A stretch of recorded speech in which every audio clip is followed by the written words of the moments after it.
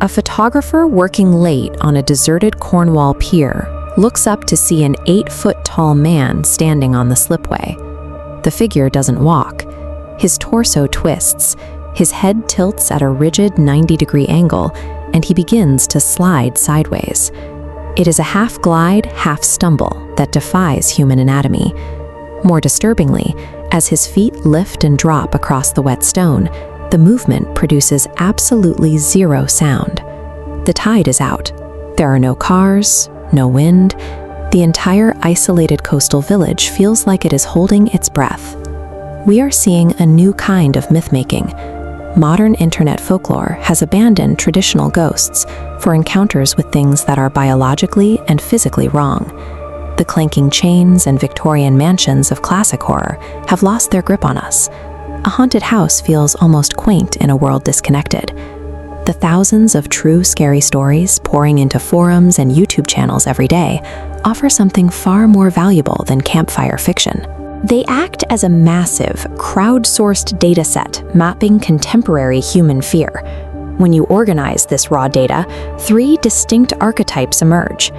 These categories reveal that our collective focus has shifted toward biological deception and the collapse of physical laws.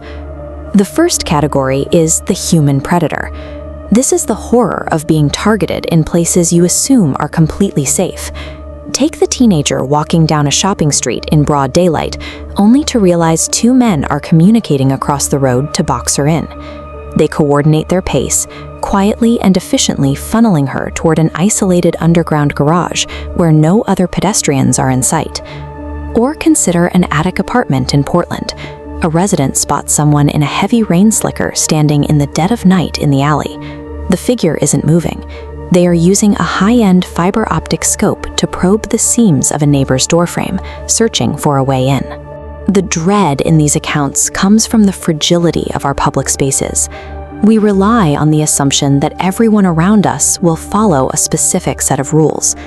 When someone decides to ignore those rules, civic safety evaporates. It reveals that our most familiar environments can be instantly transformed into hunting grounds. The second archetype is the uncanny mimic. These are entities that replicate human appearance or sound, but contain subtle, terrifying flaws. Imagine lying awake in a claustrophobic, wood-paneled basement. You feel a slow, heavy weight depress the mattress right next to you. In the pitch dark, a sharp inhaling sound perfectly mirrors the terrified, jagged breaths you are desperately trying to hide. Or consider the man in a Vermont hardware store who spots his brother in the aisle. He slaps him on the shoulder, only for the person to turn around and reveal an exact physical duplicate, down to a hairline scar on the temple, but with an expression of blank, total hostility. This is a chart showing the concept of the uncanny valley. The vertical axis measures our emotional affinity, while the horizontal axis measures human likeness. As a subject looks more human, our empathy rises, until it hits a specific point where it plunges into a deep trench of revulsion. This drop is an ancient alarm bell. Early humans had to instantly recognize and flee from members of the tribe carrying deadly diseases, or predators evolved to camouflage themselves among us. These mimic stories trigger that same biological mandate to run.